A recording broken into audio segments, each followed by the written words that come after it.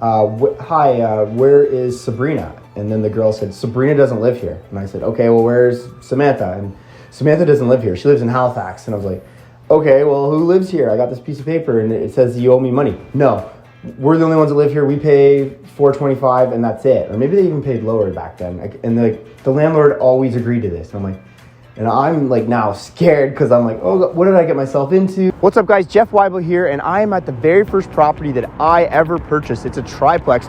We're gonna go check it out. I'm gonna tell you the story about how I purchased it. And if you guys are new to this channel, hit that like button, hit the subscribe button, and let's go check it out right now.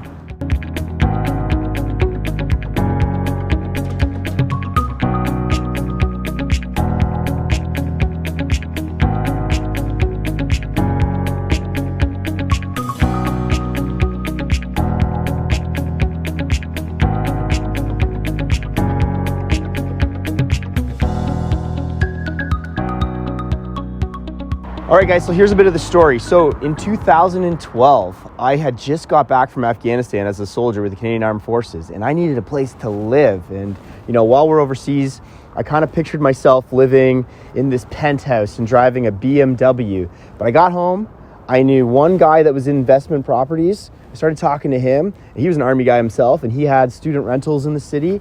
And he told me I should buy an investment property. I was like, an investment property? What is this? And he's like, people are going to pay you and you can live in it. And now we call this house hacking. It seems to be these days. Everybody calls it that. And he told me to buy an investment property. So I ended up purchasing this. I'm going to tell you a story about how I did it. But instead of that penthouse with the BMW, I lived in this basement here and owned no car. I got to take you guys back to March 2012. And I started looking at properties. And this property was on the market for $425,000. And it's a purpose-built triplex. I didn't know what this meant back then. People told me it was good, and I was like, okay, I'll go look at it. The offers were due on a Friday. Unfortunately, very sadly, my grandmother passed away, and I had to fly to Thunder Bay for the funeral. So it was really fortunate that offers somehow got pushed to the Monday. I don't even know how this happened, but now I had time to go see the property. So I went and checked this property out on a Monday around lunchtime, and was going to be putting in an offer that night on it. I didn't really understand what this all meant at the time. I had a mortgage broker. He said I'd be good to go. I had an agent at the time. He was giving me advice and tips for you guys if you're brand new buyers. You're in charge. I kept thinking everyone else is in charge, but technically it's on me to be able to buy this. Not my agent, not my mortgage broker. It's on me. But I didn't know this. I didn't have a network. I didn't have YouTube to go to. So it turns out there was 6 other offers, and I was going to be the 7th offer on this place that night. And I just picked a random number of $17,000 over asking, and I think we did $17,250 in case somebody did $17,000 right on. And basically, I remember my agent at the time, and he said that, wow, you're not scared writing this offer? And I said, no, I'm not being shot at, because I had just got back from Afghanistan, so writing real estate offers wasn't scary at all. So I ended up offering on this place, and he calls me and he says, hey, they're wondering if you can close on a specific date. And that was what was going back and forth in the offer. And I said, sure, I'm not doing anything. And he calls me back and he's like, congratulations, you just bought a triplex. And he had doubted me when he was leaving my house. He said that $17,000 over was a good offer, but you're not going to get this one. It's going to go for way more. And I was like, oh, we'll see. And I ended up getting it. So let's go in and check out the unit that I first lived in, and pretty much recreating the same day in 2012 when I got this place in May. Let's go check it out.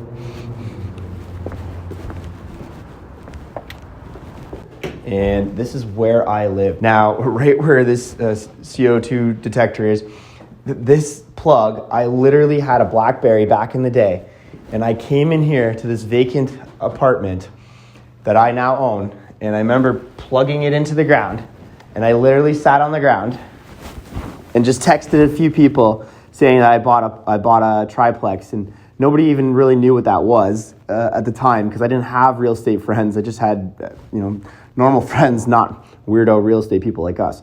And yeah, just kind of surreal moment of I own this. This is crazy. Looking around, friends and family, they might look at the curb appeal of a place and judge it, where I was looking at the numbers on a place like this. And when I bought this place, that one friend, he ran the numbers for me and told me that this place would cash flow, and I was able to see the spreadsheet. I didn't know how to do that back then. And that's why I felt really comfortable here, and I didn't care about little things that are off or dirty, which, general friends back in the day would have only wanted to see nice properties, nice flowers and all that, which is great, and we can get to that, but we were buying this on the numbers. So what this place is, there's a 2-bedroom in this unit, and above me there's a 3-bedroom and a 3-bedroom. So I have 8 bedrooms in 3 apartments in this building here. So I thought it was pretty cool. It was my own space after Afghanistan. This was my apartment. I had nothing, so I'll get up here. I had nothing. I literally came into a place like this. First thing I did was I bought a bed, because you need a place to sleep. And they say spend your money on your bed, right? So, and nothing else. And then I bought a TV, and it came with some like PlayStation deal that they had. So I had this TV on the ground with a PlayStation, and I had some knives and forks and plates and cups in the kitchen, and that's about it. And then my clothes and the bed.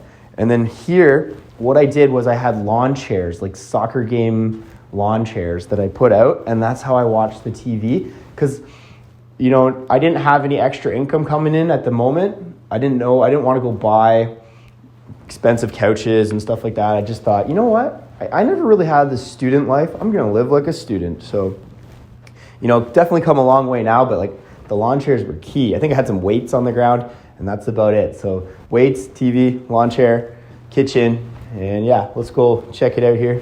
What I'm going to be doing with this unit is actually testing it out as an Airbnb. So perfect, vacancy occurred. They told me they're leaving. I said, okay, cool. And then we're going to put this in place. Eventually the whole building is going to be an Airbnb as well. We're going to try that out until we'll see if this London, Ontario puts rules on us, but we're going to try that here. When I first bought this property, my agent, now as an agent, I think he overprotected me in the offer. And at the time I thought that was really great. But I'm more confident now, and I've reread the offer, and there's so many clauses in there that I didn't need or want. Like, he's got an insurance clause. There's so many exit clauses that it was just like redundant. And he wanted fire inspection, and he wanted ESA inspection. He wanted all these things, and there was already 6 offers. And I don't know how back in 2012 that my offer got accepted, but it did. I think I might have been, say, $5,000 over the second place offer. However, the sellers had to do about $3,000 worth of work based on my offer. So they really only profited maybe $2,000. So, if I was the sellers, I wouldn't have taken my offer. I would have just taken the other one. It was cleaner. They had to put all these fire doors on all these units here. So yeah, just the things you learn now. And I got leases from the seller agent and from the sellers. And the leases said that these people were living here and this is the amount of rent that was being paid. Now here's a little tip for you guys. Things don't always go as planned, because I walked all the way upstairs and I knocked on the door and I had the lease and I said, hi, where is Sabrina? And then the girl said, Sabrina doesn't live here. And I said, okay, well, where's Samantha? And Samantha doesn't live here. She lives in Halifax. And I was like, okay, well, who lives here? I got this piece of paper and it says you owe me money. No, we're the only ones that live here. We pay $4.25 and that's it. Or maybe they even paid lower back then. And the landlord always agreed to this. And I'm like now scared, because I'm like, oh, what did I get myself into? Like, am I the boss? Is the old lease, whatever handshake deal that they had, like, what is the real rules? And then you got some people that are confident and coming, telling me what's up. And here's the thing, guys. You buy any property, there's always going to be problems, and it's how we solve them now. The problems are profits, what we always talk about. So, okay, those girls, they weren't paying a lot at the moment, but we are in a student rental. So what happens in student rentals? Turnover.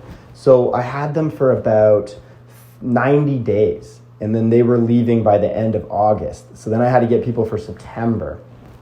And then I was able to raise the rent. So I believe when I first got here, I think they were paying $385 a bedroom, and then I eventually was getting some $425s a bedroom.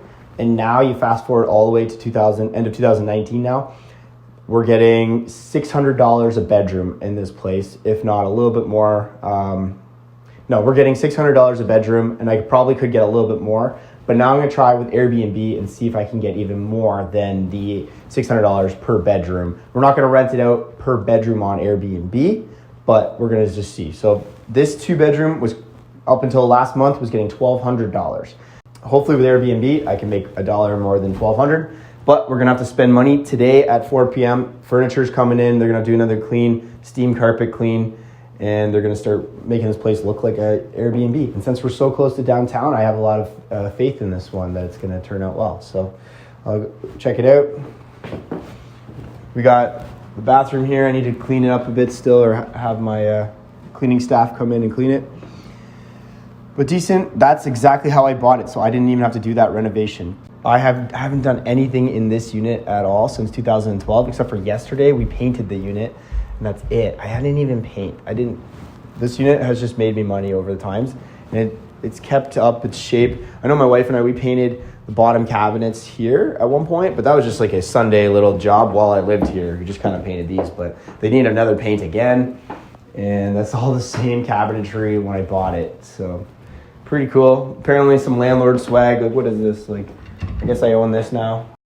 I had to buy a fridge when I first moved in here. They had a really crappy fridge. There might be a scratch on one of the sides. Like, I think I got like a scratch and dent, and I made sure it was like on this side.